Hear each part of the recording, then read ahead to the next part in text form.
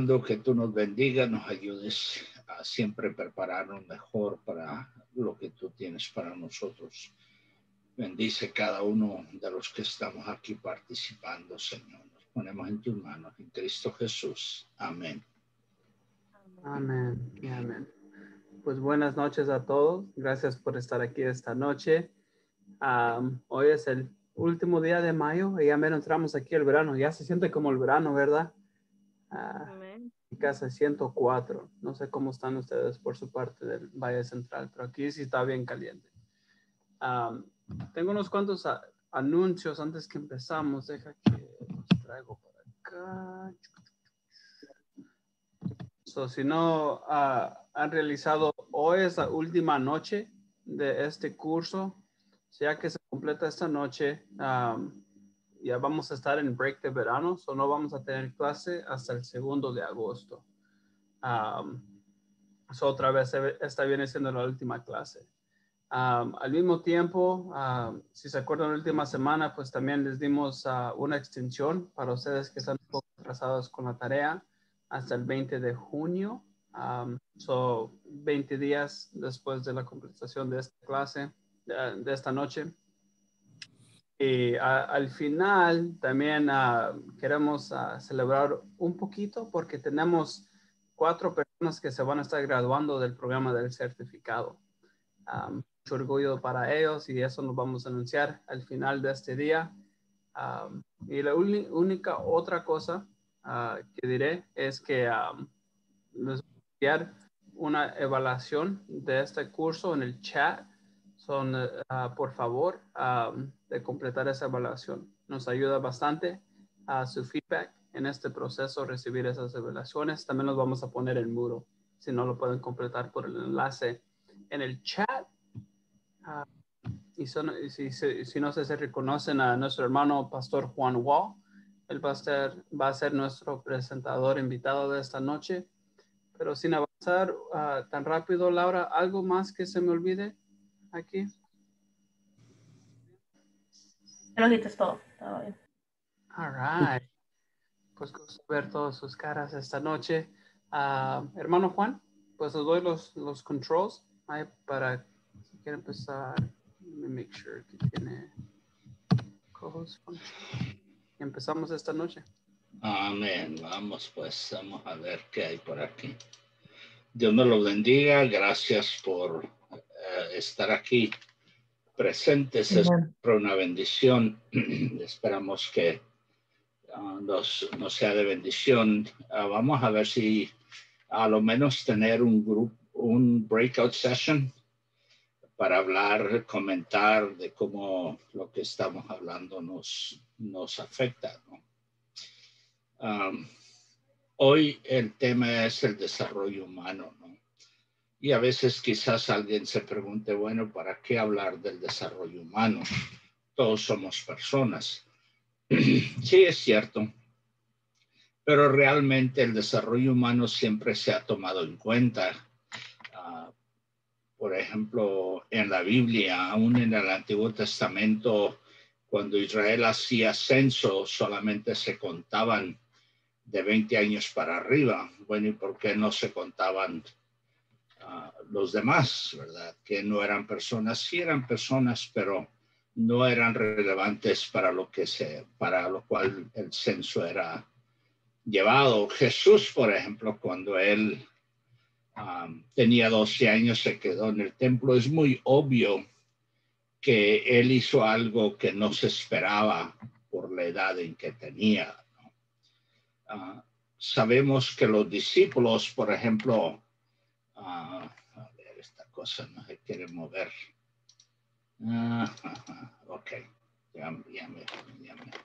Los discípulos, por ejemplo, cuando la historia de donde está en Marcos 10, cuando la gente traía a los niños a Jesús, ellos se lo impedían. La pregunta siempre era ¿por qué? Quizás era porque los discípulos veían a los niños más como una molestia, no realmente como personas que pudieran ser de beneficio, ¿no? Entonces, el desarrollo humano siempre ha sido un aspecto importante en nuestra vida. De hecho, nos ayuda a reconocer dónde está la gente, nos ayuda a entender un poquito más y administrar con más efectividad. Hay una gráfica que se la voy a hacer, por ejemplo, esta. Esa gráfica dice que más del 50% de todos los convertidos hoy en día se convirtieron de niños. Y de los líderes cristianos existentes, vamos a decir, en este país, del 70 al 90% se convirtieron de niños. Y es increíble pensar en esas cosas y a veces el simple hecho de que no debiéramos de minimizar el ministerio de niños por esa y muchas otras razones, porque si tú quieres una audiencia deseosa de aprender, son los niños, ¿no? Muchas veces nos arrancamos el pelo queriendo que los adultos aprendan, pero los niños siempre están dispuestos. Hoy vamos a hablar del desarrollo humano, vamos a repasar el desarrollo moral de Kohlberg, ¿verdad? Y también el desarrollo psicosocial de Erikson y al final el desarrollo espiritual de Putnam, ¿verdad? Simplemente para ayudarnos a pensar en algunos aspectos de qué es lo que estamos haciendo. Me acuerdo que hace muchos años, cuando estaba en el Instituto Bíblico, había una pareja que tuvo un bebé. Y ustedes saben la felicidad de un bebé, pero como al mes o quizás menos del mes, había una gran alarma en el instituto. Y la alarma era porque el niño no estaba creciendo. Y él me dice, wow, tiene menos de un mes de edad y no ha aumentado de peso, no ha aumentado de tamaño y era asombroso. Lo llevaron de inmediatamente a uno de los hospitales más avanzados del país para ver por qué este niño no había crecido. Y digo yo, wow, que siempre me ha maravillado. Pero en cierta forma, cuando los padres llevan a su bebé a ver al doctor, el doctor en cada cita hace sus análisis, si está creciendo, si está desarrollándose, si está haciendo los ruidos apropiados, los movimientos apropiados. O sea, siempre están evaluando si el bebé está, vamos a decir, desarrollándose normalmente, y eso quiere decir en comparación a la mayoría de todos los niveles. Y para los padres es una bendición cuando el doctor dice todo está normal, ¿no? A veces quisiera que en la vida espiritual fuera así, que nos desesperáramos por los que no se desarrollan, ¿no? Bueno, vamos a empezar con el desarrollo moral. El desarrollo moral de Kohlberg tiene tres etapas, ¿no? Tres fases o tres niveles, lo que le llama la moralidad preconvencional, la moralidad convencional y la moralidad postconvencional. Ahora, esto no tiene mucho que ver con la edad de una persona, sino tiene que ver con la forma en que una persona internaliza los valores y principios de justicia, de moral, todo eso, ¿no? Y las decisiones que hace. Es bien fascinante, espero que les ayude, ¿no? Ese código moral se determina por las normas que los adultos hacen, ¿verdad? En cada momento, ¿no? Y tiene que ver con el proceso de razonamiento de las personas. El desarrollo moral, el primer nivel, como ya dije, es moralidad preconvencional, ¿no? Esta etapa, se me olvidó, cada un nivel está dividido por 2 etapas, ¿no? La etapa número 1 de este nivel tiene que ver con obediencia o castigo, o pudiéramos decir, tiene que ver con recompensa o consecuencias. Entonces la persona, o en este caso muchas veces mayormente los niños, hacen sus decisiones morales en base de cómo les va a ir, cómo van a reaccionar los padres. Pero con el tiempo la gente empieza a razonar. No solamente es tratar de evitar ser castigado, sino también buscar recompensas o buscar intercambio. En la segunda etapa de esta moralidad convencional, es más, o sea, los niños se van desarrollando, las personas se van desarrollando, reconocen que no todas las personas comparten el mismo punto de vista y que diferentes personas tienen diferentes conceptos y puntos de vista y no es un problema ya. En la primera etapa es un problema porque todo es cuestión de obediencia, ¿no? Entonces, en la etapa de la moralidad preconvencional tiene algunos principios de fe importantes como la obediencia, el temor al castigo, pero como a veces hay voces que se contradicen, no saben muy bien de cómo decidir, obedecer a quién obedecer, mucho menos cuando se trata de Dios. Cuando esto puede producir una desaprobación, ¿verdad? Entonces, por ejemplo, la gente diciendo, ¿cómo hacen sus decisiones? Bueno, las hacen si una persona les dice. Y sobre todo si hay, vamos a decir, un mensaje de amenaza o de consecuencia o recompensas, eso les ayuda a hacer esas decisiones. A segundo nivel, en la moralidad convencional, en el nivel la mayoría de los adolescentes y muchos adultos caben en este nivel. Y es aquí donde la gente empieza a internalizar las normas morales de los adultos, los valores que existen. Se internaliza la autoridad y no se cuestiona y su razonamiento se basa en las normas del grupo al cual pertenece. Sale a flote la importancia de las amistades de las personas.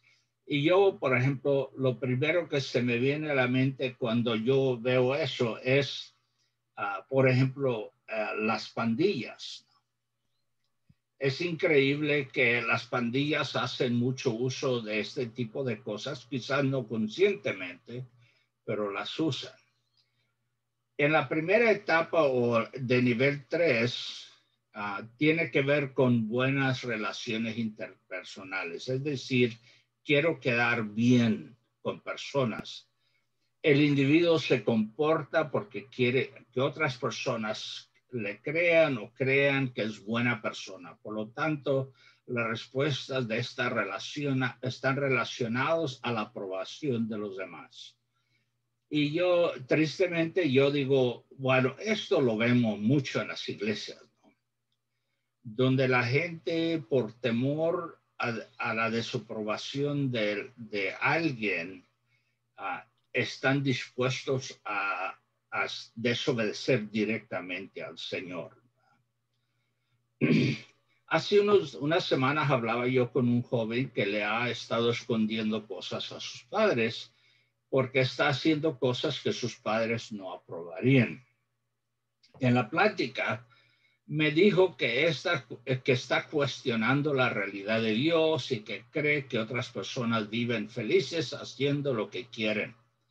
Este joven refleja que sus valores son los valores de sus padres y se acata hasta cierto punto por mantener relaciones amenas, aunque está cuestionando la prioridad de esas relaciones, porque está entrando en la etapa donde las relaciones de afuera están teniendo más importancia que las relaciones con su familia, ¿no?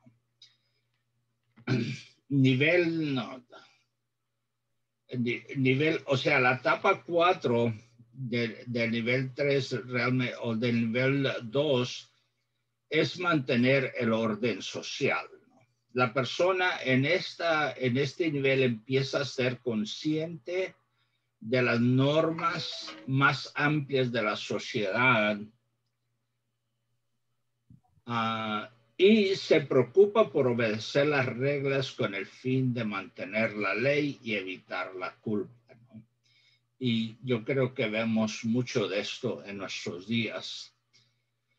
Las etapas 5 y 6 tienen algunos aspectos positivos de la fe, pero cuando la persona tiene que decidir entre quedar bien con el ser humano o con Dios, optará por quedar bien con el ser humano, ¿no? Porque esas relaciones son más amenas, más patentes, ¿verdad? En muchas personas. Por último, está el nivel 3, que es el nivel de moralidad convencional o postconvencional, donde las decisiones de los individuos se basan en los principios, y aquí está la clave, de autoelección. Es decir, que las personas empiezan a hacer decisiones en base a sus propias decisiones, sus propios valores, sus propias creencias, viceversa.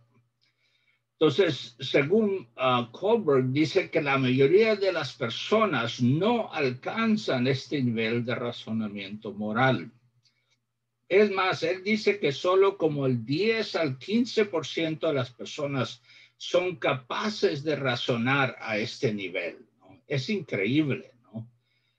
Y uno diría, wow, ¿qué significa eso para las personas? Increíble, ¿no? Entonces, si las personas no deciden por su propia cuenta cuáles son sus valores, cuáles son sus creencias, cuáles son sus compromisos, uno dice, wow, siempre se van a dejar llevar por presiones de otras personas o por quedar bien, quizás no presiones abiertas, pero con el fin de quedar bien. Y en este nivel, no solamente la gente se preocupa por guardar la ley, sino el espíritu de la ley. Kohlberg dice que la mayoría de personas obtienen sus pensamientos morales de lo que les rodea, solo una minoría razonan profundamente sobre los principios éticos para sí mismos. En la etapa 5, es como si tuvieran un contrato social, ¿no? O como ya dije, están viviendo por el espíritu de la ley y se interesan en la sociedad, en el medio ambiente en que viven, la gente que los rodea, y sus decisiones no solamente se basan en bienestar propio o aprobación de otros para con él o ella, sino que realmente ha internalizado la fe, los valores y y hacen decisiones para bien de otros también. Conocen las normas, leyes que existen para bien de la mayoría, aunque hay momentos en que las normas serán contrarias a los intereses individuales. Los problemas no siempre serán claros porque es donde la gente muchas veces tiene que decidir entre lo bueno y lo mejor. no simplemente entre lo bueno y lo malo. Si decidir entre lo bueno y lo malo viene en la segundo nivel. En este nivel, la gente razona, decir, yo no solamente quiero obedecer a Dios, yo quiero vivir la plenitud de Dios. Todo lo que Dios tenga para mí, todo lo que Dios quiera de mí, el plan que Dios tiene, eso es lo que yo quiero experimentar y vivir. Por ejemplo, hay una historia de un dilema que un señor mentado Haynes tuvo. La esposa de Haynes estaba muriendo de cáncer y el hombre se robó una medicina para ayudarle a su esposa a ver si les curaba y se la robó porque no tenía dinero para comprarla. La pregunta es si es más importante la protección de la vida que obedecer la ley, vamos a decir, contra el robo. Muchos pudiéramos hacer similares preguntas. Por ejemplo, si la ley me dice o nos dice no puedes albergar a una persona que no tiene documentos, ¿qué vas a hacer? La Biblia nos dice que no podemos cerrarle el corazón al necesitado, ¿no? Sí, y a este nivel empezamos a luchar con ese tipo de cosas, donde no siempre es claro, es un sí o no, no es blanco y negro, sino que realmente en lo más profundo buscamos agradar a Dios y hacer lo que Dios nos ha pedido hacer. La última etapa de Kohlberg trata sobre los principios universales. Dice, las personas en esta etapa han desarrollado su propio conjunto de guías morales que pueden o no estar de acuerdo a la ley. Los principios se aplican a todos. No son simplemente principios para mí. Lo que hoy en día mucha gente cree es que esta es la verdad para mí. No, no es esto. Esa es la verdad a la cual ellos llegan. Sus principios son para todos. Esa es forma de funcionamiento. Por ejemplo,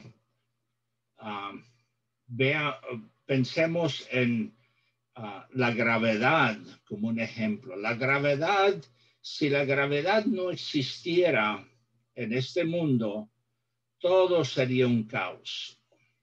Todo el universo sería un caos, porque todo se maneja por la gravedad, se tiene la distancia, los planetas no simplemente de repente salen volados por el espacio, sino hay una fuerza que los detiene en su lugar y están rotando en ese círculo. Eso le llamamos gravedad. Entonces, por ejemplo, en la vida cristiana, ¿cuáles son esos principios que unen todas las cosas y por las cuales nosotros nos guiamos? ¿Verdad? Y en todo aspecto, donde empezamos a entender que vivir para Dios es cada segundo del día, es cada momento del día. Y empezamos a actuar de esa forma, no solamente para bien nuestro, sino para bien de otros. Defendemos los derechos humanos, la justicia y la igualdad. Por ejemplo, hay mucha gente que está en contra de fumar, ¿no? Y que no fuman, pero la pregunta es, si tuvieras que defender a una persona que fuma y quiere seguir fumando, ¿lo defenderías? Es un derecho que tiene, ¿no? Ese siempre, o simplemente voy a decir, no, lo tienes que hacer a mi manera, ¿no? Sí, esos principios que son para todos, que nos incluyen a todos, incluso en ese sentido, ¿verdad? Aunque no siempre nos ayuden, ¿verdad? Yo creo que mucha gente por principios como esos, ellos van a dar a la cárcel por predicar el evangelio, porque ellos profundamente creen que ese es un bien para todos y es algo que deben de hacer. Ahora, se puede hablar mucho de esto, pero me gustaría si pudiéramos dividirnos en grupos y hablar de estas preguntas. ¿Qué efecto tiene el desarrollo moral en el proceso de madurez del cristiano y cómo nos puede ayudar el desarrollo moral a ministrar a una persona, ¿verdad? Podemos dividirnos en grupos, vamos a decir unos 10 minutos y platicar sobre eso. Y alguien que reporte brevemente después, no vamos a tomar mucho tiempo, pero un tiempo para reportar. ¿Quieres hacer los grupos, Carlos? Ya los tengo listos, pero ando escribiendo las preguntas en el chat de voladita. Ok.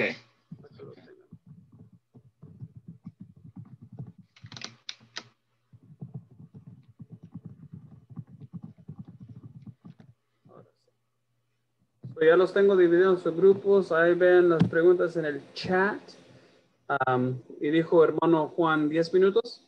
Sí. Okay. So regresaremos aquí a las 7:10, pero deja que pongo el timer en el break room para que se cierre. Y los va a mover todos a sus cuartos automáticamente y los veremos aquí en 10 minutos.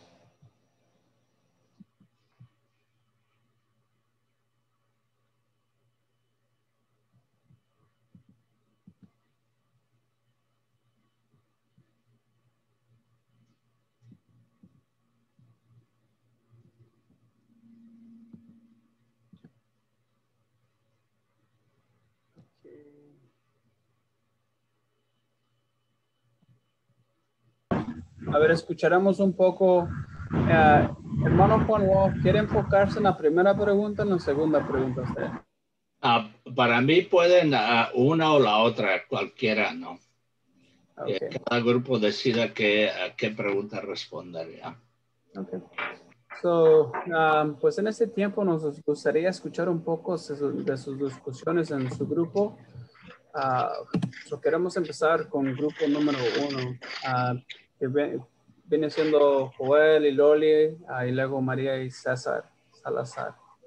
¿Cómo les fue la discusión? Bueno, estuvo muy interesante y lo que veíamos nosotros, que al ver esa gráfica que puso el hermano Juan Wall, de diferentes niveles de desarrollo moral, llegamos a la conclusión que, de acuerdo a la pregunta, ¿no? Que ¿cuál es el efecto que tiene el desarrollo moral en el proceso de la madurez del cristiano?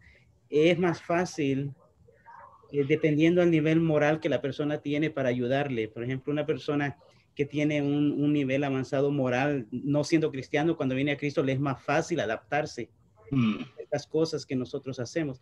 Sin embargo, otros que tienen un nivel de moralidad más bajo, de acuerdo a esa gráfica, necesita más trabajo para nosotros, para poder ayudar a que tengan la moralidad que la palabra de Dios pide. Pues. Esto fue lo que nosotros logramos platicar. Amén.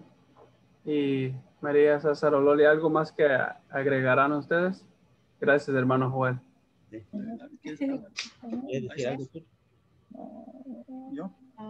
Creo que será analizar el nivel de moralidad que tienen en sí. Generalmente hablando, todos los humanos pues tenemos, como el hermano explicaba, que así como la gravedad sostiene los planetas, cada ser humano tiene algo que Dios ha puesto en él para sostener cierta moralidad, sea cristiano o no. Y cuando venimos a Cristo y nos enfrentamos a esa nueva vida en Cristo, ahí entra ese otro, el nivel moral espiritual para ser bendecidos, pues, por medio de la palabra, por medio del Espíritu Santo para nuestro crecimiento como personas. Yeah. Amén. Amén. Gracias, hermana. ¿Puedo compartir algo, Carlitos? Ahorita, hermano Marcos, ahorita que usted es grupo número 3, ahorita que les llamo número 3. Ok, sí, ahorita les damos la chance. Pero eso para el grupo número 1. Ahora les voy a pedir al grupo número 2. ¿Cómo les fue su discusión en su grupo? Eso fue Elifas, Gaby, hermano Josué y hermana Mónica.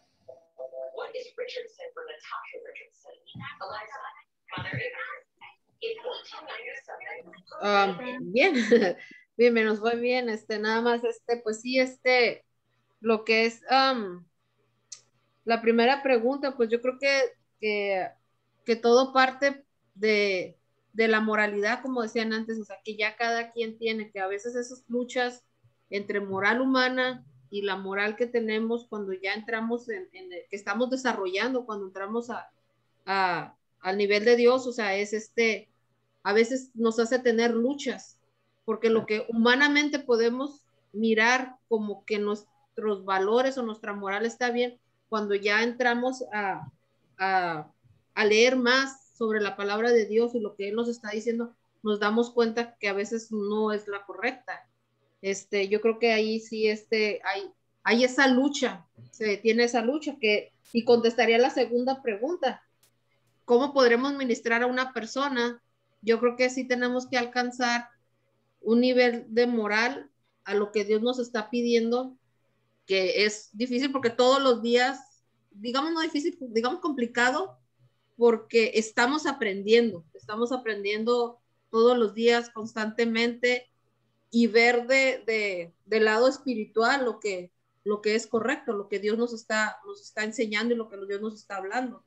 Humanamente, para nosotros tener la pauta de juzgar, de señalar y todo eso, no es lo que Dios nos pide. Entonces ahí ya estamos luchando con dos valores que no deben de ser. Y sabe, lo tocó el grupo número 1 y ahora usted, hermana Mónica, lo que me hace pensar es quién define esa moralidad, ¿verdad? Viene siendo Dios, viene siendo el mundo, lo que sea, ¿verdad? Y en eso comienza la lucha, ¿verdad? ¿Cuál es esa moralidad? Así es. Pero bueno, buen dicho. Gracias, hermana. Okay. Y hermano Marcos, le pido a usted en grupo número 3, ¿cómo les fue la discusión a ustedes? Amén. No terminamos, no terminamos porque nos faltó tiempo, pero pues estaba ahí en eso. Quería leer una escritura de Timoteo, que Pablo le hace esa recomendación a Timoteo de los últimos tiempos.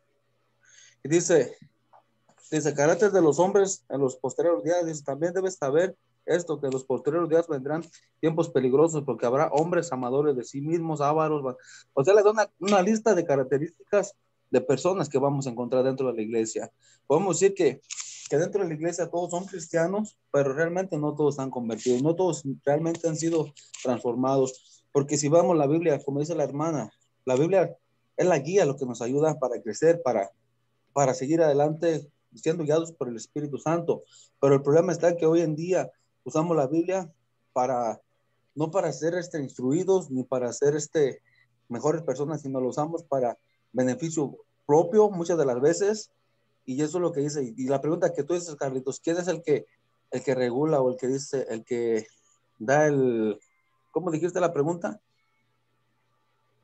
¿Quién define la moralidad para nosotros? Hay una clase que yo tomé de ética cristiana y creo que eso sería como algo bien indispensable que tendría que ser como algo que todas las iglesias pusieran para que pudiéramos ver que sí, como hay ética en cualquier otra profesión, también como cristianos tuviera que haber ética y hacer las cosas correctamente, porque el problema está que cuando hacemos una cosa mal o una mentira, cualquier cosa, y miramos que no sucede nada, y dices, ok, y se va haciendo una costumbre y un hábito de seguir haciendo las cosas malas, aún siendo cristianos. ¿Por qué? Porque al frente de la gente podemos presentarnos de una manera, pero cuando estamos delante de Dios no hay nada que nos pueda cubrir o nuestro pecado o nuestra falta. Entonces creo que para poder tenemos que ser genuinos, tenemos que ser reales, y pues la Biblia, que es lo mejor que nos puede instruir para ser las mejores personas, para poder reflejar a Cristo, que este es el propósito, reflejarlo a Él y que la gente pueda ver a Él y llegar así como un día le dijeron a los discípulos, que habla en Hechos, dice, que les dejaron de decir los discípulos para empezarles a llamar cristianos. Entonces, creo que ese debería ser también un cambio en la iglesia, ser un discípulo, pero que la gente, no ser nosotros autodenominarnos como cristianos, sino que la gente diga, esos son cristianos. ¿Por qué? Porque puedan ver a Cristo reflejado en nuestras vidas. Sí. Amén. Amén. Pues buen dicho. Gracias por el versículo, hermano Marco. Buen dicho.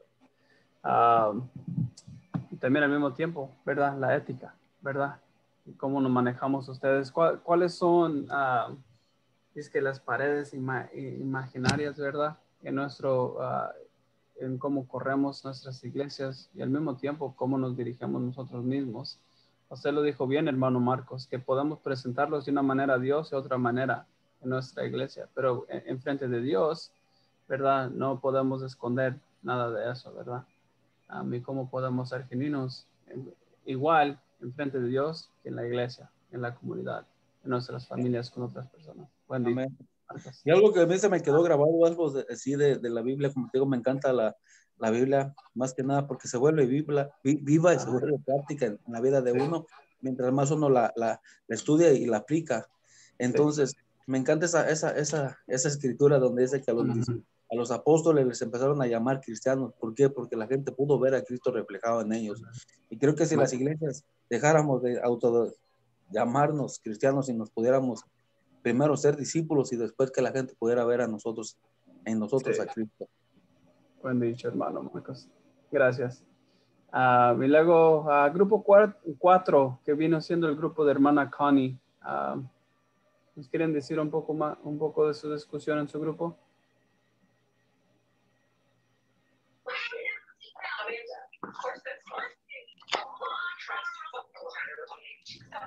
Sí, hermano, ¿me escucha? Sí, la escuchamos. Hermano Carlos. Oh, sí. Sí. Pues sí, también como los hermanos, es mucha responsabilidad que tenemos como cristianos y poder luchar y es un desafío también llegar a esa madurez y poder ayudar a otras personas que nos están observando y poder, como dice nuestro pastor, con hechos decir que somos cristianos, no palabras, porque los hechos van a hablar más que las palabras y poder ser de bendición a personas que necesitan ese apoyo o esa ayuda o ese ministrar y nosotros pues caminar cada día y buscar del Señor para llegar, como dice su palabra, a llegar a nivel del varón perfecto que es Jesucristo y nosotros seguir ese ejemplo y entorno, poder ayudar a otras personas y poder hablarles de un modo que puedan entender, no ser, ¿qué quiere la palabra? Como agresivos o molestarnos porque no nos escuchan cuando vemos que están haciendo algo incorrecto. Ese es mi punto de vista en estas preguntas, hermano. Gracias por compartir, hermana Connie. Le pido al grupo 5 que viene siendo el grupo de hermana Silvia Ávila, también hermana y hermana Verónica. ¿Cómo les fue la discusión? ¿Nos pueden decir un poco más de lo que discutieron en su grupo? Dios les bendiga, hermano Carlos. Sí. Aquí estuvimos ahí conversando y más o menos concordamos en lo mismo, ¿verdad? Del efecto que tiene ese desarrollo moral en el proceso, ¿verdad? Que dice la madurez del cristiano es bien importante y tiene un efecto tremendamente, ¿no? Ya que conforme nuestra moral va madurando en nuestro proceso como cristianos, es el testimonio que vamos dando, el testimonio que la gente va mirando y es de la forma que nos va a ayudar más fácil a poder ministrar a una persona, ¿verdad? Aquí estoy contestando las dos preguntas que como en un solo resumen, ¿no? Que es bien importante ya que traemos somos muy desmoralizados estando fuera del cristianismo, ¿no? Entonces, pero en el proceso del cristianismo nuestra moral debe de ser bien importante y nosotros vamos viendo el efecto que surge, ¿verdad? que produce al nosotros poder llevar ese desarrollo moral, ¿verdad? En nuestra vida cristiana, y podemos ver los resultados, ¿verdad? En las demás personas también. No, buen dicho, hermano. Y siempre me hace pensar, ¿verdad? ¿Cómo sabemos si está funcionando, trabajando uno como discípulo y al mismo tiempo desarrollando a los discípulos? Igual como el trabajo, igual como un árbol, dan fruta, ¿verdad? Y a veces esa fruta tarda meses, años, décadas a veces para tomar fruto, ¿verdad? Pero sabemos que el trabajo ha sido bueno, al mismo tiempo ha sido bendecido si vemos esa fruta, ¿verdad? A través de ese proceso. Pero otra vez, a veces tarda muchos años dependiendo de la persona o la comunidad en cual servimos. Gracias, hermano Luis, por compartir. Seguimos adelante con grupo número 6, que viene siendo hermana María Martínez, hermana Marisela y hermano Richard.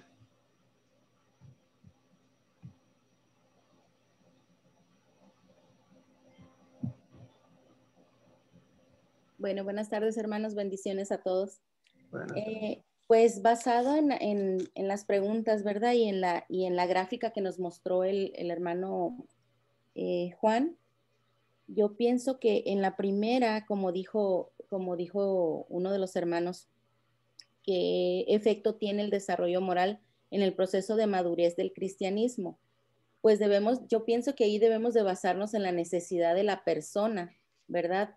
Viendo la necesidad de la persona, qué nivel de desarrollo moral tiene, es como vamos a poder ayudar, ¿verdad? Porque como dijo también un hermano, algunos van a necesitar más trabajo y otros menos según el desarrollo, según el nivel de desarrollo que tengan. Y en la segunda, ¿cómo nos puede ayudar el desarrollo moral a administrar una persona? También ahorita decía el hermano, ¿verdad? Que debemos de tener valores morales y éticos. Y se supone que desde niños nos enseñan, ¿verdad? Los valores, amor, respeto, paz, justicia, libertad, tolerancia, todo eso. Pero también la palabra de Dios nos dice en Gálatas 5, ¿verdad? Que andemos con el fruto del Espíritu. ¿Y cuáles son los frutos del Espíritu? Entonces, no debemos, en uno de los niveles que dijo aquí el hermano, que no debemos de andar los cristianos con una actitud de buenos, o sea, aparentando, ¿verdad? Buscando siempre quedar bien o la aprobación de las personas. En el caso de los jóvenes o los adolescentes, compartía el hermano Richard que muchos buscan, ¿verdad?, la aprobación de sus compañeros para pertenecer a cierto grupo. Entonces, desde niños se deben de enseñar los valores morales y éticos. Y pues eso es lo que yo pienso, ¿verdad? Que debemos de tener, pues características positivas según el desarrollo de nivel moral que tengamos, vamos a poder, o que tengan también las personas que vamos a administrar, va a ser la ayuda. ¿Alguien más? ¿Alguien más quiere compartir del grupo de hermana María? No, pues lo dije todo. Sí. Yo nada más, pues, parte también de lo que hablamos desde que muchas veces, pues, posiblemente el nivel que traigan en su desarrollo moral, ¿verdad? En su vida personal o en su vida secular, podemos decir, va a ser más o menos el mismo nivel que se va a poder que van a traer en su vida espiritual, ¿verdad? Así que era lo que decía la hermana, vamos a tener que mirar en qué nivel están, ¿verdad? Para saber, ¿verdad? Pues, qué es la necesidad que trae la persona. Así que eso es parte de lo que hablamos. Amén. Gracias por compartir, hermana Marisela. Y luego nos avanzamos a nuestro último grupo, nos tocayos Víctor y luego la hermana Elena y también la hermana Rosy. Esto no. Hermana Elena, Víctor. Aquí estamos, bendición, hermano. Bendiga. Estábamos leyendo las preguntas en lo que realmente la pregunta dice. Entonces, el efecto que tiene el desarrollo moral en una persona de madurez cristiana tiene que ser un efecto positivo. Realmente tiene que ser un efecto positivo para que un cristiano pueda crecer. Es así como yo entiendo la pregunta en realidad. Pero en mi respuesta le puse que es un efecto positivo, pero también de confrontación entre lo bueno, lo correcto y lo espiritual. Es algo que se va a encontrar de vez en cuando en este tipo de moral. Se va a encontrar entre él mismo pruebas de qué es lo correcto y qué es lo bueno, y espiritualmente qué es lo que se tiene que hacer. Eso es mi respuesta para la pregunta número 1. La pregunta número 2 es ¿cómo se puede ayudar el desarrollo moral a administrar una persona? Estamos platicando aquí, yo y los hermanos tienen una respuesta también ellos, pero estamos platicando que una persona que es moral es una persona que tiene que tener un buen testimonio, una persona que tiene que ser correcta. Entonces, esa persona que tiene un buen testimonio moralmente, que es correcta, es la persona que puede ayudar a otra persona a administrarla, a darle un buen consejo, a escuchar para poder platicar con ellos. Y hablando en lo cristiano, tiene que ser una persona que sea constantemente aprendiendo de la palabra del Señor para poder ayudar a administrar a otra persona que sepa captar lo que es la palabra y poderla expresar para otros. No sé, aquí el hermano Monroy. Sí, en verdaderamente el hermano Alex da un buen punto, porque para yo poder ayudarle a alguien, un ejemplo, me pongo, si yo ya tengo 5 años en el evangelio, y de esos 5, ¿cuál ha sido mi crecimiento espiritual para yo poder bendecir a la persona que viene del mundo? Entonces, ya en esos 5 años yo ya tuve que haber aprendido algo más de lo que es la salvación. Yo ya tuve que haber tenido la experiencia ya del bautismo del Espíritu Santo. Teniendo ese poder del bautismo del Espíritu Santo, yo ya me puedo entender que puedo bendecir y ayudar a alguien más a poderlo desarrollar en la palabra, en los modales. ¿Cómo va a mirar esa persona? Hay personas que llegan a las iglesias locales, a veces llegan a mirar si esa persona en verdad está llegando o no está llegando, o si en verdad la que se para a predicar o que se para a testificar, y cuántas veces llega a la iglesia. Pero esa es la manera en que uno tiene que mostrar madurez espiritual conforme nosotros estamos trabajando diario en nuestra vida espiritual con el Señor. Si yo no me siento capaz de bendecir a alguien, ni me atrevería, porque mi vida espiritual es muy baja.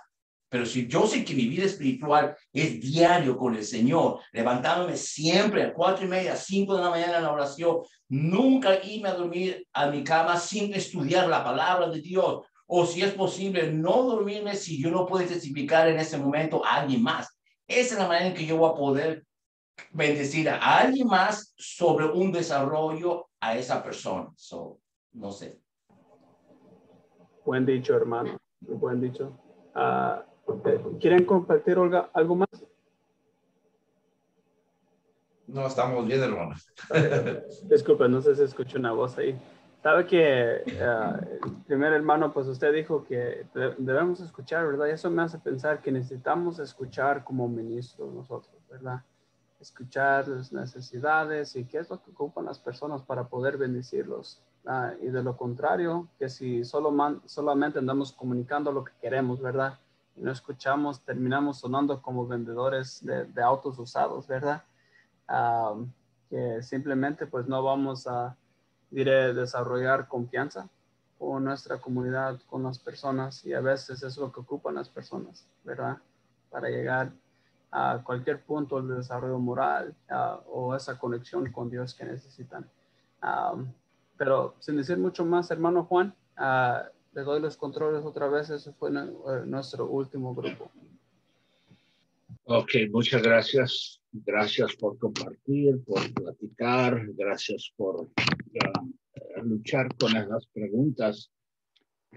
Quisiera simplemente reenfatizar que el concepto de desarrollo moral tiene que ver con los principios en base a los cuales yo hago mis decisiones. Yo sé que muchas veces la moralidad la conocemos como vivir entre el bien y el mal.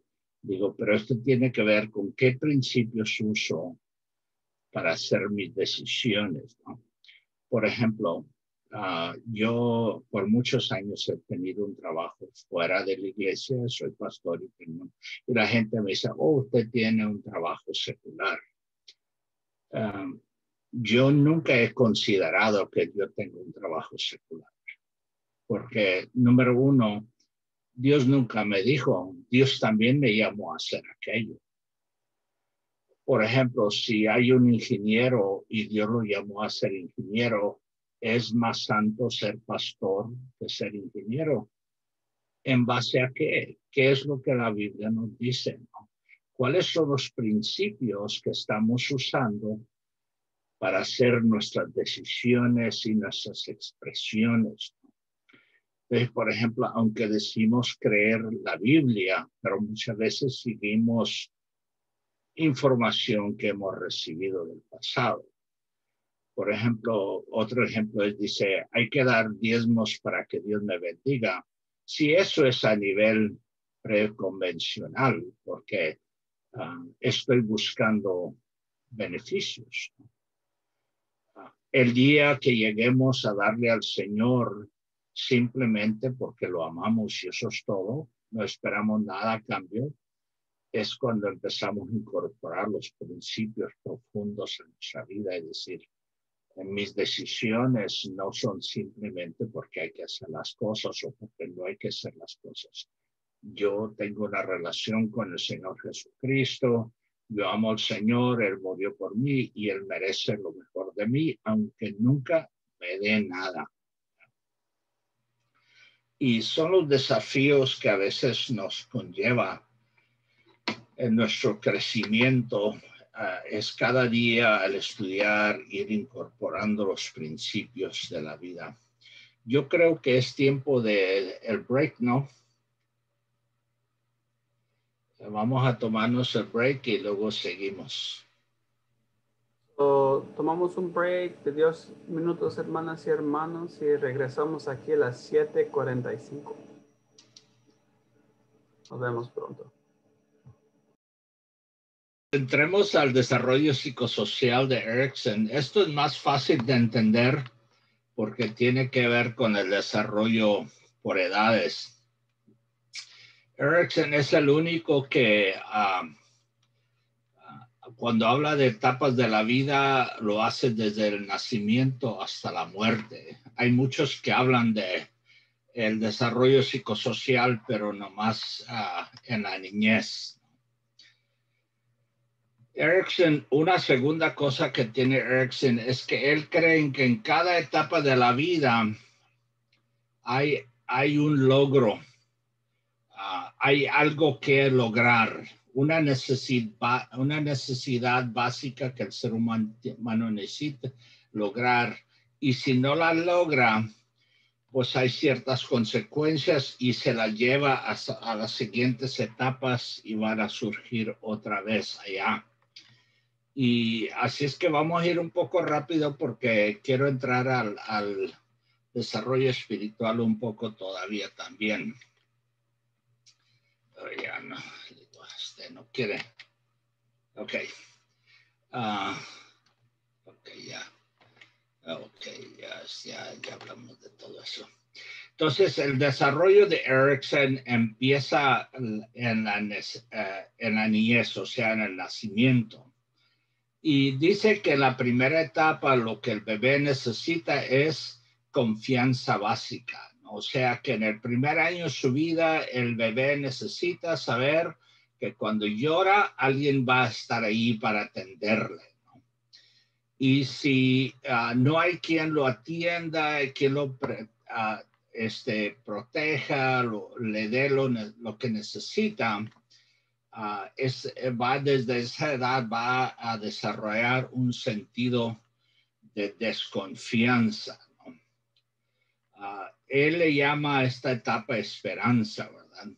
Entonces es muy importante entender que a una edad muy pequeña los niños están aprendiendo y no solamente están aprendiendo las cosas que le decimos, están aprendiendo a través de las cosas que hacemos, ¿no? Y eso es, por ejemplo, si un niño, obviamente los niños no saben hacer otra cosa que llorar cuando necesitan algo y usted tiene que atenderlos para eso. Etapa 2, autonomía. La necesidad básica es la autonomía que tienen esto, es decir, de 2 a 3 años, porque a esta edad los niños empiezan a hacer cosas, ¿no?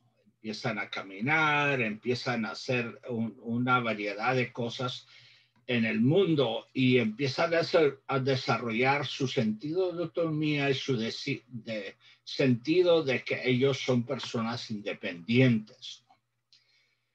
Entonces, por ejemplo, una vez más, la reacción de los padres mayormente o de los abuelos o quienes los estén criando ante a esta edad es muy importante.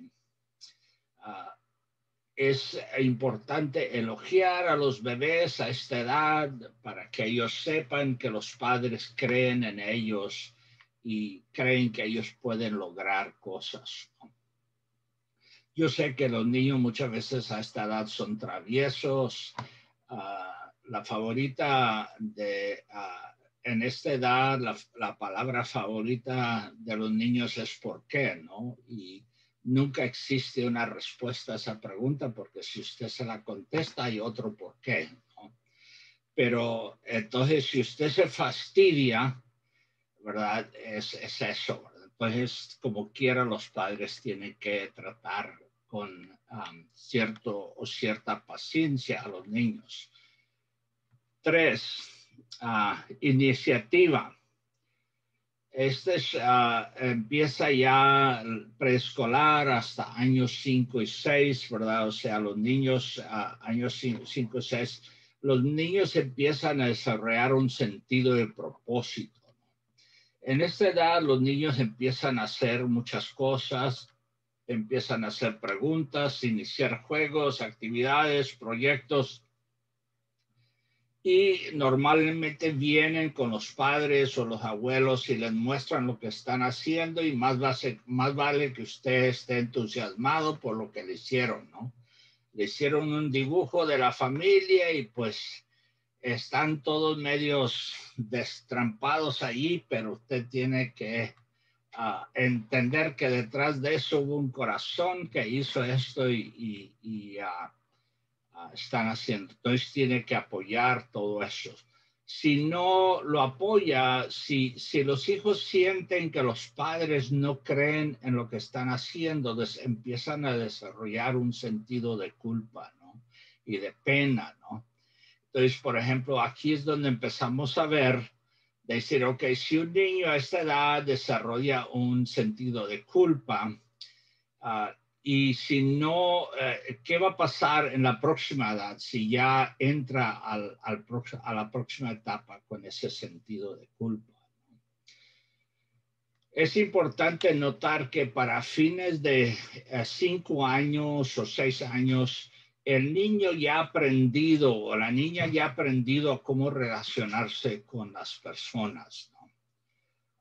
Ya tiene su idea básica de cómo relacionarse no solamente con sus padres, sino con todos. Y cuando la gente muchas veces dice, es que así soy yo, viene de esta edad, ¿no? Muy chiquitos, de 0 a 6 años, en que han aprendido a cómo relacionarse, y eso tiene que ver con la relación de los padres, abuelos, cuidadores, como queramos llamarlo, ¿no?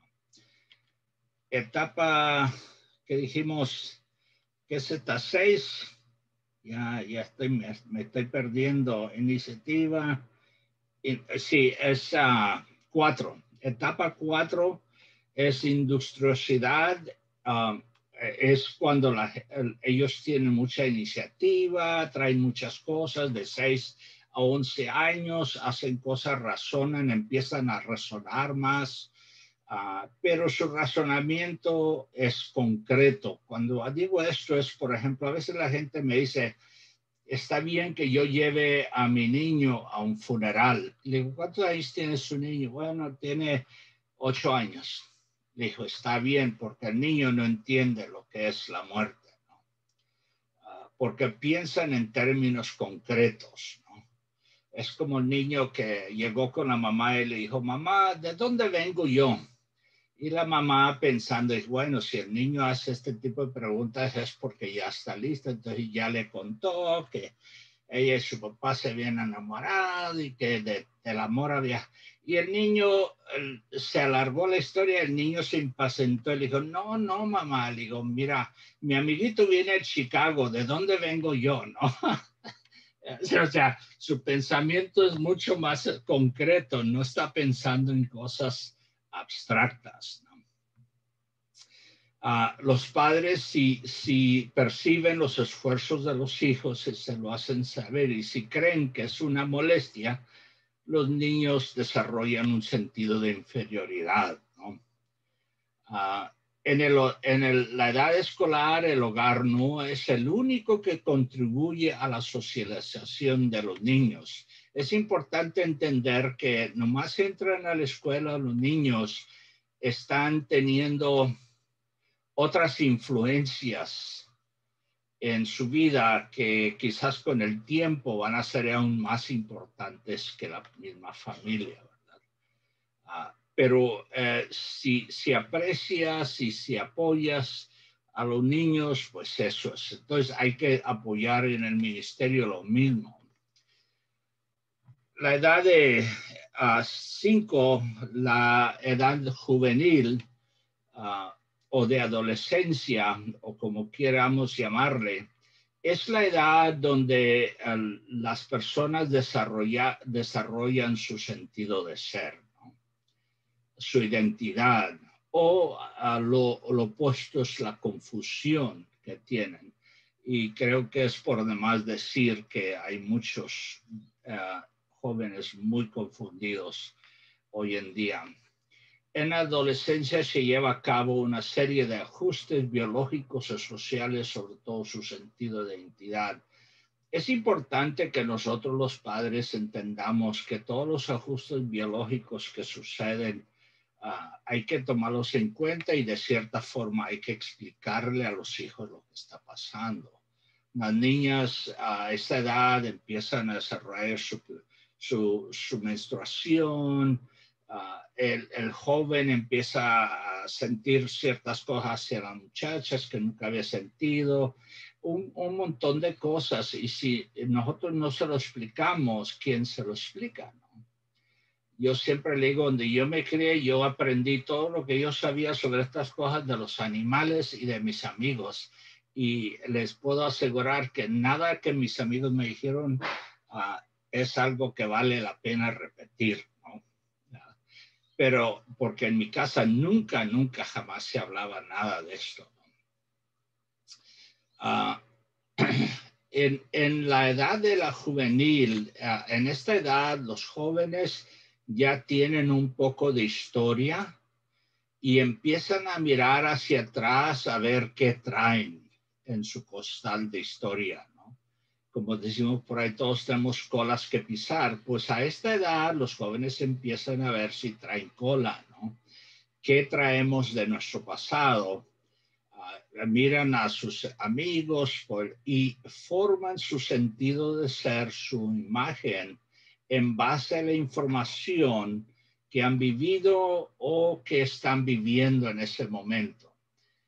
Es por demás decir que a esta edad, inclusive un poco más jóvenes, los jóvenes son súper crueles, ¿no? Y, por ejemplo, hoy en día hablamos de bullying. Bueno, eso siempre ha existido, ¿no? No es un dilema nuevo, nomás que no teníamos palabra para eso, ¿no?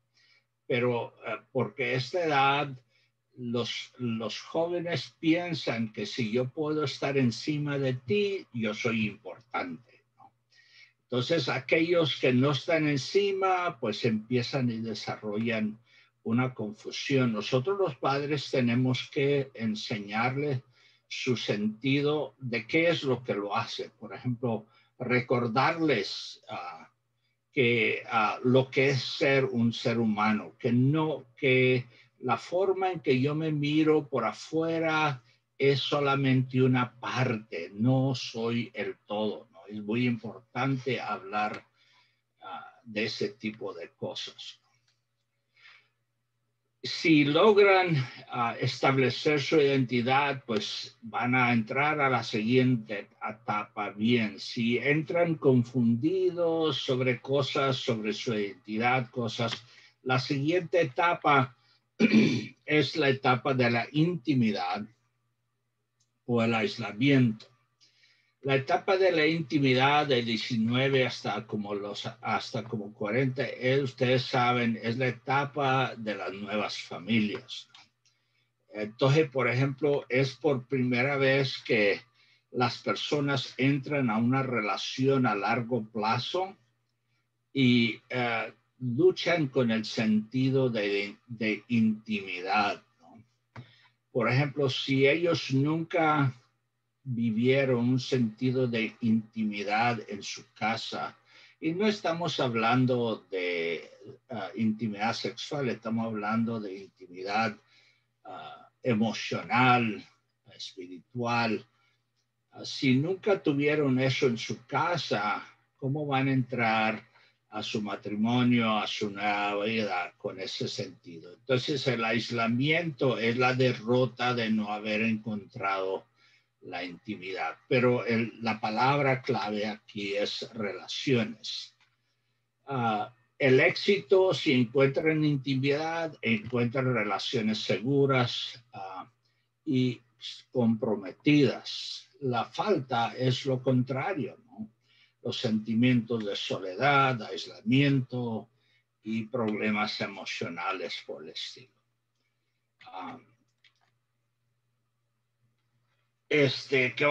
¿Cómo vamos a hacer? ¿Qué etapa vamos a etapa 7? La etapa 7 se llama generatividad o estancamiento, y eso tiene que ver con el trabajo y la paternidad, ¿no? De los años 40 somos 65, y es en esta etapa en que los padres pues crearon a sus hijos, pero ahora sus hijos pues, los cambiaron por alguien más, no, los abandonan y se van. Dice, bueno, papá, te quiero mucho, pero mira, quiero más a esta que a ti, así es que ahí nos vemos.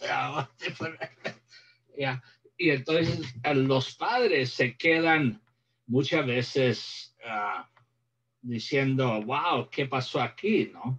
Es más, las estadísticas dicen que este es uno de los periodos en que más divorcios hay en las familias. Y es porque los padres toda su vida se la han dedicado a crear hijos, y cuando los hijos se van, se quedan mirando el uno al otro y dicen, ¿y tú quién eres? No te conozco, no sé de qué hablar de ti, contigo, ¿verdad? Eres un extraño, comimos en la misma mesa, vivimos en la misma casa, dormimos en la misma cama, pero no te conozco. Y eso es muy serio, ¿no?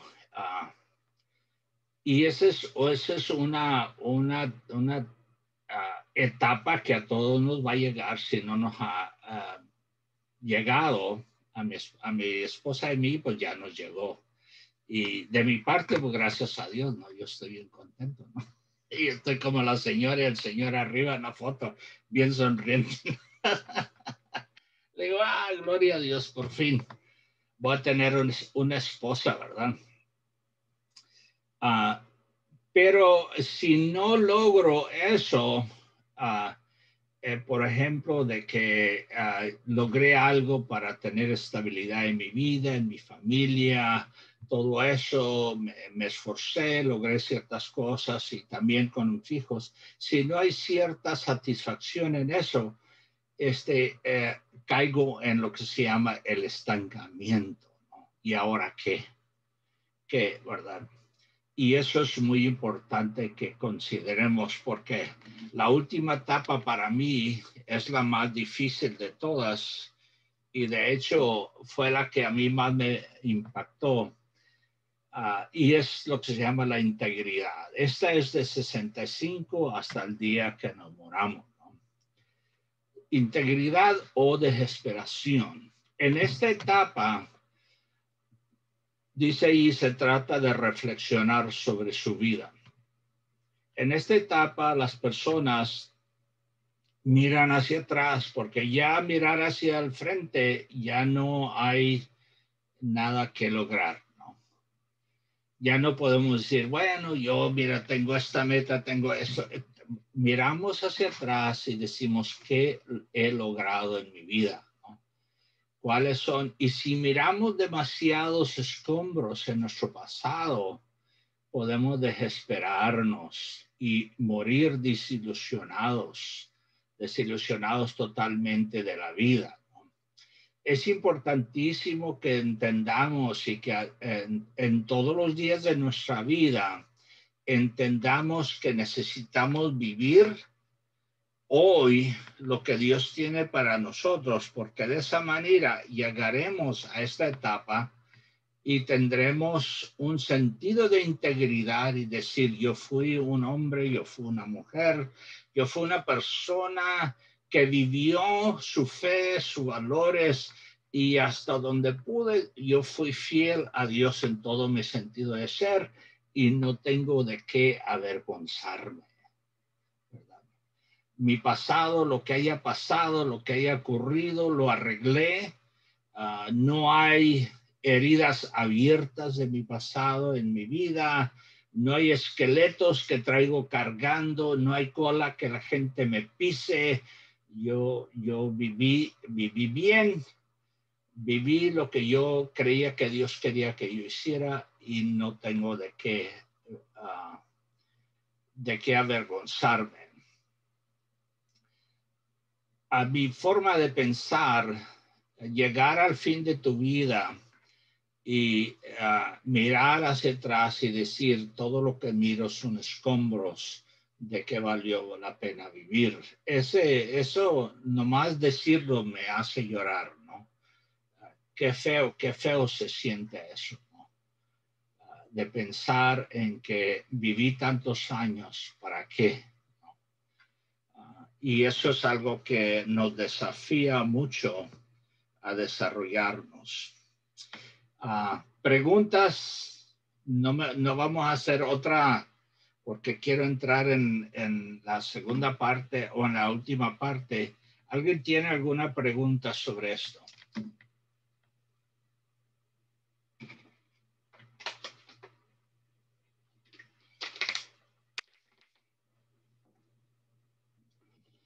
Cuando nosotros estamos ministrando en la iglesia, nosotros estamos ministrando a todas estas personas. Estamos ministrándole a bebés, niños, a jóvenes, o sea, en todas las etapas. La pregunta siempre es cómo estamos ministrando. Pastor Juan. Ande. Me llama la atención la última cuestión de los resultados de fracaso. Producen pesar, amargura y desesperación. Aún en la vida cristiana, si un cristiano no se desarrolló, no logró lo que quería, si nosotros miramos los hombres de la fe en Hebreos, que no lograron lo que ellos querían, pero dice que lo miraron de lejos, lo saludaron. Entonces, si nosotros traemos a nuestro presente, por ejemplo, un cristiano está en Cristo, que se hace una plenitud de Cristo, pero si no logra sus anhelos, como tener una casa, como lograr lo que él quería, ¿le puede traer eso amargura, desesperación? No necesariamente, porque Yo diría, si, como decías, los ejemplos de Hebreos, si tú en tu corazón crees que le fuiste a Dios, tú estás viviendo por propósitos más altos y elevados que adquirir cosas en este mundo. Y uno de todos modos puede tener un sentido de satisfacción, aunque uno no haya logrado muchas cosas materiales, pero tienes la satisfacción de haber hecho lo que Dios te pidió que hicieras. Entonces, para una persona, vamos a decir que cree que las cosas materiales son muy o lo máximo, pues sí vas a resentir. Pero yo no creo que para un verdadero cristiano eso es necesario, porque sus propósitos son más elevados de todos modos. Sí. Amén.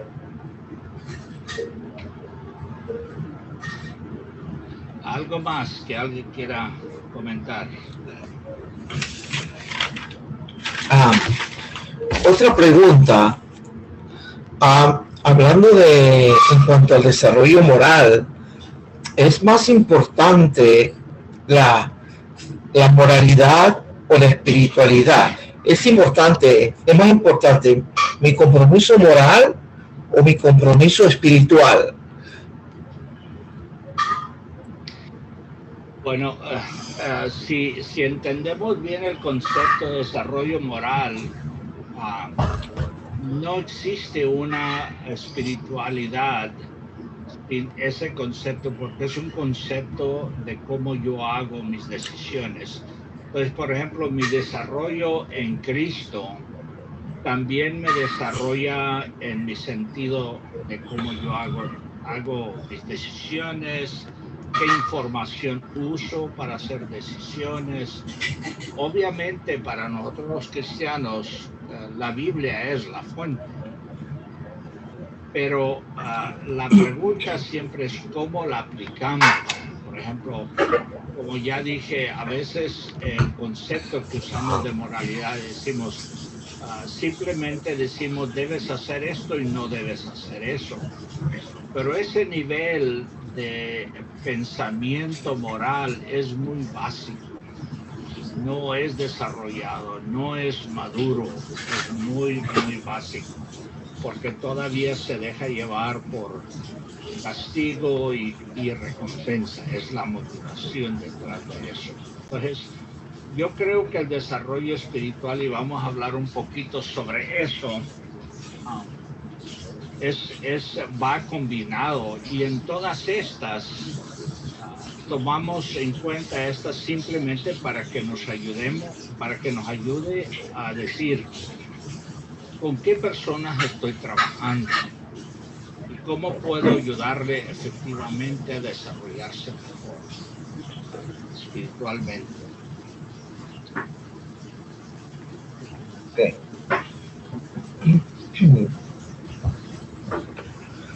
Okay. Okay. Vamos a entrar en el último, que se llama etapas del crecimiento espiritual, de Jim Putman.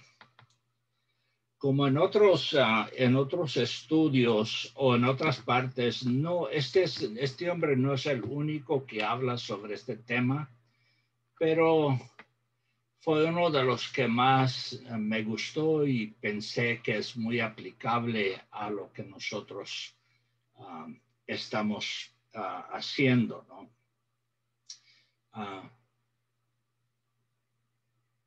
Esto me gusta porque no es simplemente, vamos a decir, usando las otras etapas que hemos hablado y ponerle palabras espirituales. Este es un concepto realmente enfocado en un proceso de discipulado, ¿verdad? Y esperamos que después de esto platicamos un poquito, ¿verdad? Las 5 etapas del crecimiento espiritual, ¿no? Entonces, por ejemplo, todos sabemos la etapa 1, él dice, es la muerte espiritual. Es decir, son las personas que no conocen al Señor Jesucristo. La Biblia claramente dice que estamos muertos en nuestros pecados y delitos, nuestros pecados antes de conocer a Cristo, ¿no? pero que a través de la fe en Cristo obtenemos vida. Entonces, la primera etapa es simplemente reconocer que una persona sin Cristo no va para ningún lado. Está estancada, no va a cambiar, no se va a mover, no va a crecer espiritualmente a menos que tenga el nuevo nacimiento. Y yo creo que hoy en día es más importante que nunca que lo enfaticemos, porque hay un concepto muy elevado hoy en día de la idea, pero es fulano de tal, es buena persona. Y entonces muchas veces aún los cristianos se dejan gobernar por ideas como esas. Y que yo simple sencillamente, yo no creo que eso tiene ningún efecto sobre la salvación de una persona, que sea buena o no sea buena. Es más, al rato vamos a hablar un poquito sobre eso. Entonces, la etapa número 1 es simplemente el estado de muerte espiritual de una persona. Cuando una persona llega a Cristo, todos sabemos, es un infante en la fe. La Biblia nos habla que debemos de tomar como la leche espiritual como niños recién nacidos. Pero también la Biblia nos dice que, ¿y por qué todavía hay que repetirle las cosas básicas cuando ustedes ya debieran ser maestros? Es decir, Dios nunca espera que nos quedemos ahí, ¿no? Que eso sea todo lo que hay en nuestra vida. Entonces, una persona que entra, que acepta a Cristo, entra la fe, pero es básicamente se enfoca en sí mismo, ¿no? Se enfoca en su crecimiento, es una persona quizás con mucho entusiasmo y ansiosamente desea aprender nuevas cosas. Reconocen que ha habido algo tremendo que ha sucedido en su vida, cambios, inclusive sus amistades reconocen los cambios que ha habido en su vida. Y a todo mundo le andan compartiendo su fe. Pero a la misma vez, a veces también causan ciertas dificultades porque no saben cómo defender su fe. Esos son como aquel ciego dice, bueno, yo no sé lo que pasó, no sé quién es, pero yo era ciego y ahora veo. Sí, ese es un infante en la fe, ¿verdad? Sabe decir eso, pero no sabe decir nada sobre Cristo, sobre verdad. Y en ese sentido, esta persona, el infante, es ignorante de la palabra de Dios. Es decir, no sabe la palabra de Dios, no la sabe manejar, no la sabe digerir. Es increíble, ¿no? Yo me acuerdo haber estado en esa etapa y yo ni siquiera, yo miraba que decían, busquen Santiago, y yo dije, bueno, ¿y con qué? ¿Dónde está eso, verdad? En toda la Biblia, ¿no? Y entonces, pero uno va aprendiendo con el tiempo, ¿no? Entonces, el infante espiritual es una persona ansiosa de crecer, de seguir avanzando. Todos nosotros, yo pienso, sabemos que cuando hay un infante espiritual, muy pronto el diablo manda a quien ponerle trabas a ese infante espiritual, para desviarlo, para ponerle estorbos, cosas por el estilo. Entonces es muy importante estar pendiente de ellos. La tercera etapa de desarrollo espiritual es lo que él le llama la etapa de un niño espiritual. Porque a medida que crecen los infantes espirituales para la etapa de desarrollo de niño espiritual, o sea, si van avanzando, van a crecer un poco y ahora van a estar en una nueva etapa. En este punto comprenden el lenguaje básico de la fe, pueden estar entusiasmados en su fe y en muchos sentidos son inocentes, bien lindas personas porque tienen un corazón bien lindo y sensible. Sin embargo, todavía actúan de manera infantil y a menudo son rebeldes y egocéntricos de muchas maneras, porque todo lo piensan en términos de cómo me afecta a mí. Los niños espirituales tienden a hacer lo que deberían solo cuando son recompensados o amenazados con algún tipo de castigo, ¿no? Y a veces oímos muchos sermones para los niños espirituales, que si tú no haces esto, Dios no te va a bendecir, o Dios te va a decir, es con el fin de animarlos y decirles, sabe que hay consecuencias negativas por no hacer lo que debes de hacer, ¿no?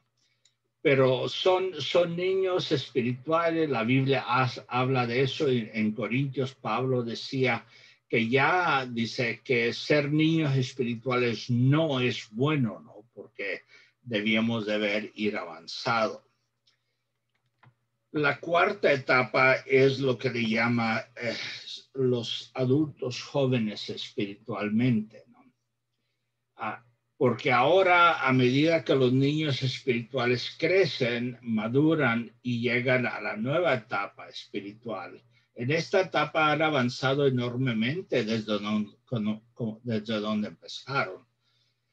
Están ansiosos por servir, piensan en forma independiente y se parecen mucho a los adultos. Sin embargo, todavía tienen mucho que aprender sobre la responsabilidad y sobre cómo cuidar las necesidades espirituales de los demás. Y este es algo básico porque siguen ellos como claves. Por ejemplo, si tú pensaras en cuánta gente va al culto de adoración por beneficio personal, sí, todos esos están en esta etapa. Porque ellos no miran más allá de decir, yo quiero que el Señor me bendiga. Y hay muchos cantos y hay muchas cosas que la iglesia sí hacen con el fin de decirle a la gente, necesitas venir a la iglesia para ser bendecido, ¿no? Y esa idea promueve en cierta forma un estancamiento a cierta edad, porque creo que entendemos que el llamado de Dios fue más profundo que simplemente satisfacer mis necesidades que yo tengo, ¿no? Estas personas pueden ser los adultos jóvenes celosos de Dios y pueden caracterizarse por ser, vamos a decir, estar centrados en Dios, inclusive estar centrados en otros porque empiezan a pensar en los demás. Y quizás estén viviendo intencionalmente o estratégicamente para compartir su fe con otras personas, con el fin de que otros también se conviertan. O sea, no es que sean descuidados, piensan en otros y piensan en compartir su fe en ese sentido, pero no saben cómo discipular a otros, mucho menos cómo discipular a otros para que otros también discipulen a otros.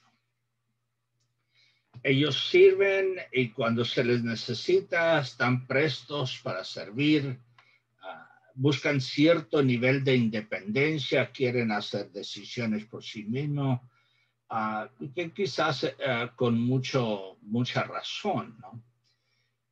Y si ustedes miran los monitos arriba, el último es el uno que va como que va de regreso. No va de regreso, pero va tomado de lazo y viene estirando a los otros. Esta es la etapa número 5, es lo que le llama la etapa de padre espiritual. Y Batman habla específicamente, dice que él intencionalmente usa la palabra padre en vez de adulto, porque dice que hay mucha diferencia en ser adulto y ser padre, ¿no? Él habla de que muchas veces hay adultos que son capacitados y tienen la capacidad de discipular a otros, pero no lo hacen. Dice, el Padre no es así. El Padre tiene la capacidad y intencionalmente disipula a otros con el fin de que otros disipulen a otros. Los adultos se pueden reproducir, pero eso no significa que se estén reproduciendo. Hay muchos cristianos, y quizá usted también los conozca, que están así. Pueden reproducirse, pero no lo hacen. Y la clave de esta etapa es la reproducción.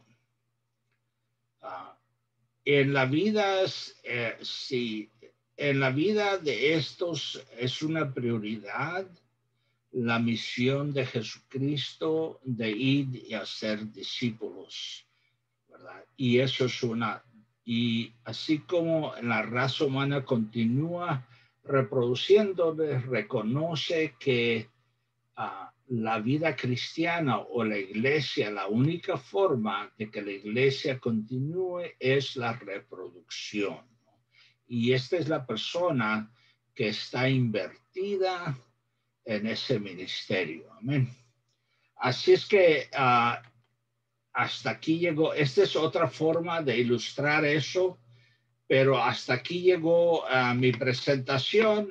Así es que si tienen preguntas y respuestas, podemos tomarnos un tiempecito para platicar.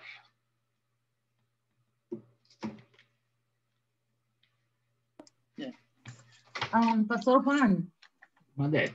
Eso es algo súper interesante porque mi esposo y yo nos tocó ir allá para Idaho y tomamos un bootcamp allá, un taller con Jim Putman y aprendimos todo ese entrenamiento.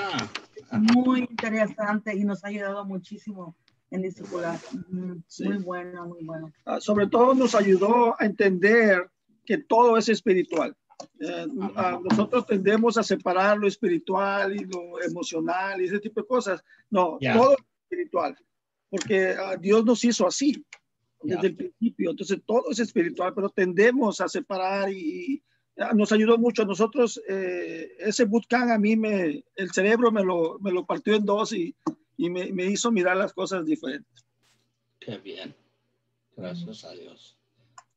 Es cierto, ¿verdad? Por eso yo siempre digo, los que somos de Cristo no somos de Cristo una parte, todo es. Somos cristianos 100%, ¿no? Entonces, por eso yo digo, ¿cómo puede una persona que es de Cristo tener un trabajo secular? Secular significa sin Dios, ¿no? Digo, no es posible, ¿no? Porque Dios está ahí, Dios está ministrando, Dios está sirviendo, Dios. Digo, es cierto, me gusta esa expresión, todo es espiritual. ¿Alguien más?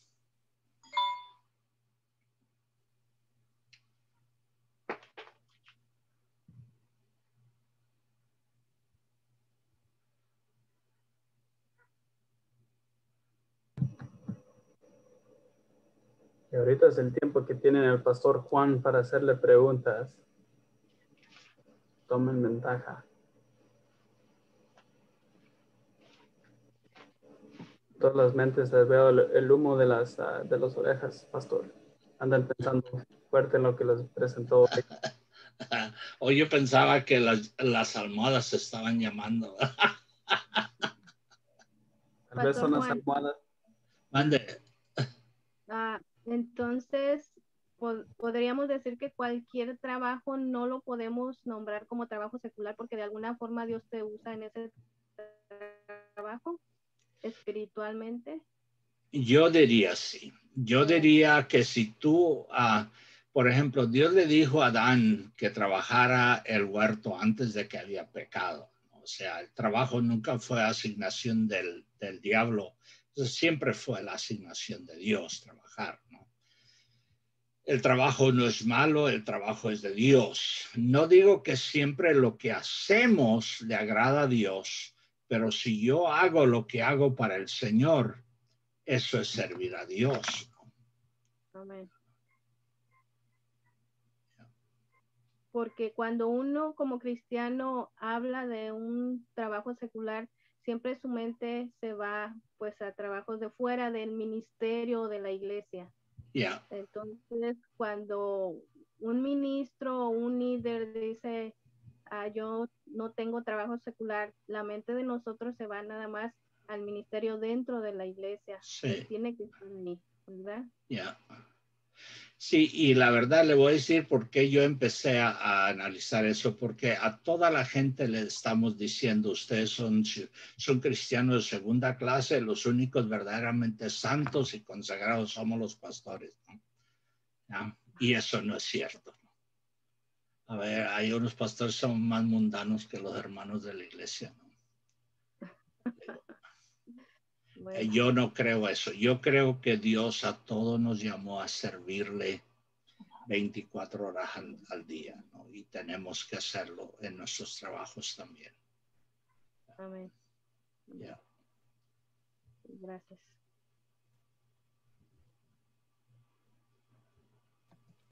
Yo trabajé mucho tiempo de jardinero antes de llegar a ser pastor, 15 años ahí. Y una de las cosas que me sorprendió fue que las personas estaban mirando cómo era yo. Amén. Y 2 de mis trabajadores, llegué a ser former, y 2 de mis trabajadores se convirtieron a Cristo porque miraban cómo actuaba yo ahí. Yo ni me fijaba si me estaban viendo o no. Entonces, tenemos que tener en cuenta que si somos disciplinados en el trabajo, si hacemos el mejor trabajo, si tenemos ética en el trabajo, o sea, somos los mejores trabajadores, estamos elevando a Cristo, estamos poniendo a Cristo en lo máximo, pues. Entonces, a veces no tenemos esa idea, pensamos que solo en la iglesia podemos adorar y elevar a Dios a lo máximo.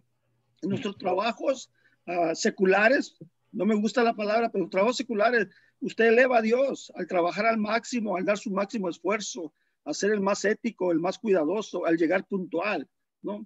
Creo, eso es lo que yo creo, ¿no? Amén.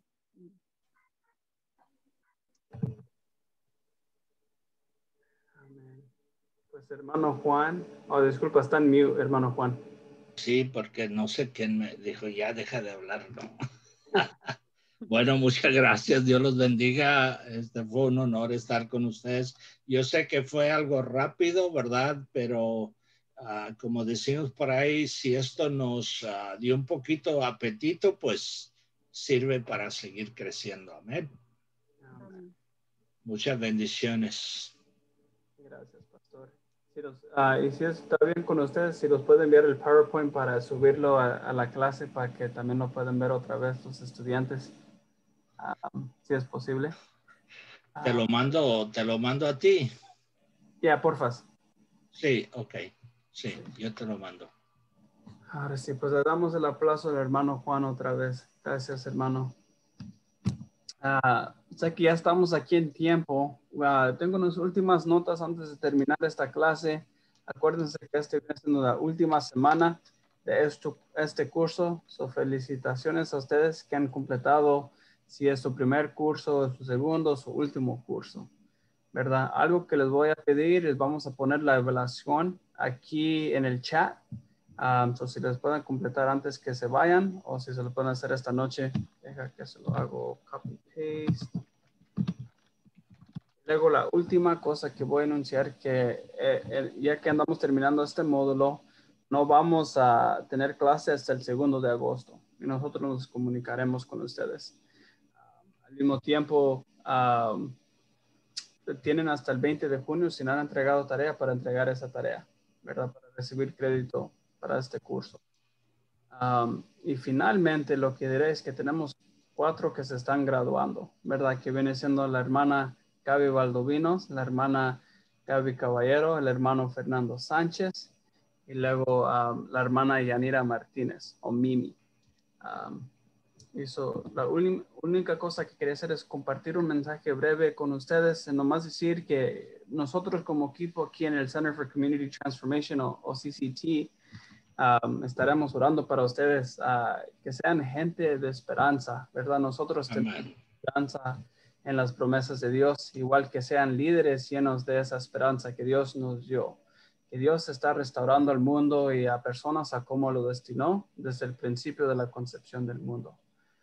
Que nosotros igualmente seamos, y ustedes que sean no cristianos del mundo, pero cristianos mundiales. Amén. no somos cristianos regionales simplemente de Fresno, de Kerman, de Madera, de California, de Estados Unidos, pero somos cristianos mundiales. Al mismo tiempo que sean visioneros como Jesús, que ustedes afecten el cambio en sus comunidades y que ustedes no sean cambiados por lo que está pasando en sus comunidades. Carlos. Carlos. Sí. Carlos, cuando regresamos otra vez en agosto 2, ¿cuántos cursos más nos quedan? Nos comunicamos con ustedes, María. Ok, gracias. Ya.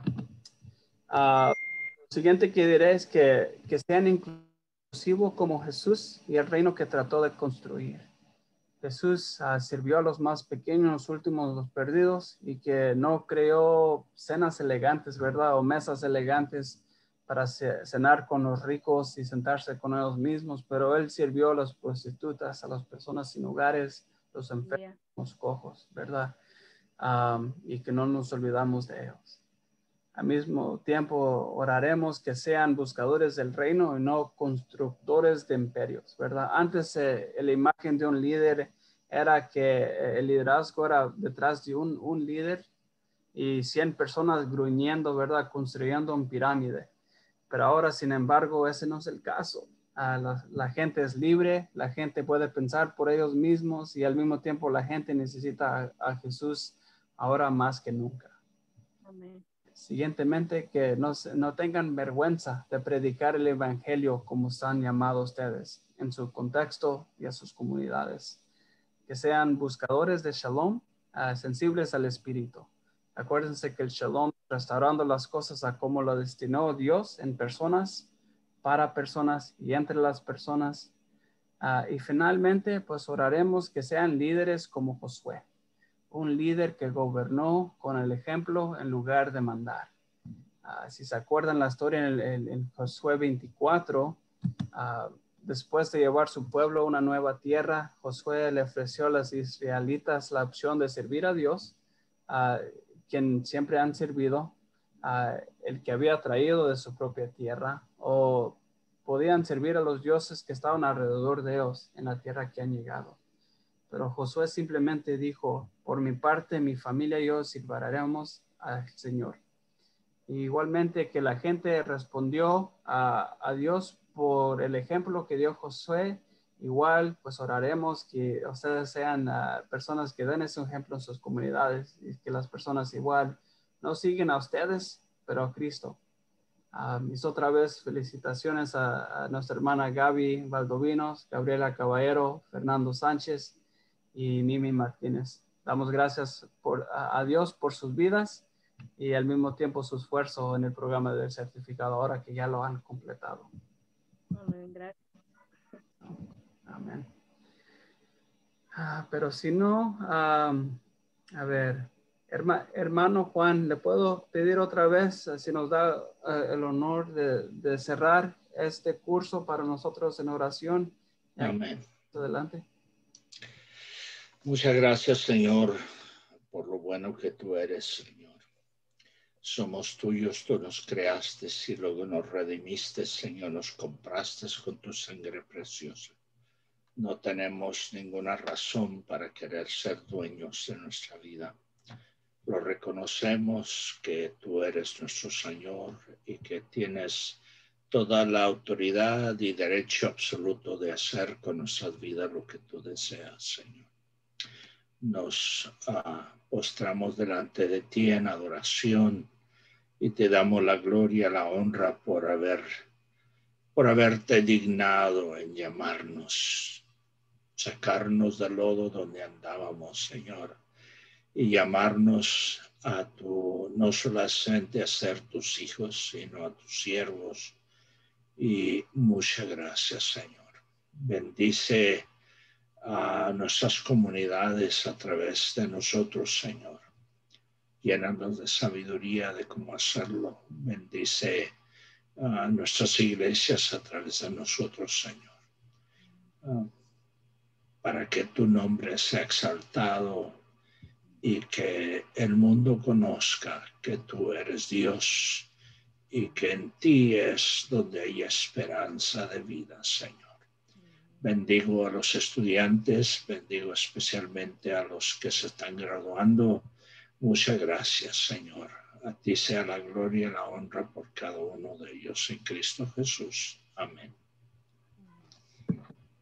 Amén. Gracias, hermano Juan. Les digo que por COVID ahorita no vamos a tener celebración grande para los graduados, pero eso sí se lo prometemos para noviembre o diciembre. Estaremos en comunicación con ustedes. La invitación está abierta a todos ustedes como participantes. Amén. Amén. So, que vayan en Dios, que Dios al mismo tiempo sonríe en sus caras y les enseña su propia cara y al mismo tiempo que luce el camino en cuales están. Que pasen buen verano. Y si no nos vemos aquí en el verano, pues nos vemos el 2 de agosto cuando comience el siguiente curso. Que Dios los bendiga a todos. Gracias. Saludos, bendiciones a todos. Gracias, Carlitos. Gracias, Laura. Gracias por todo. Bendiciones. Gracias, buenas Bendiciones. noches. Buenas noches.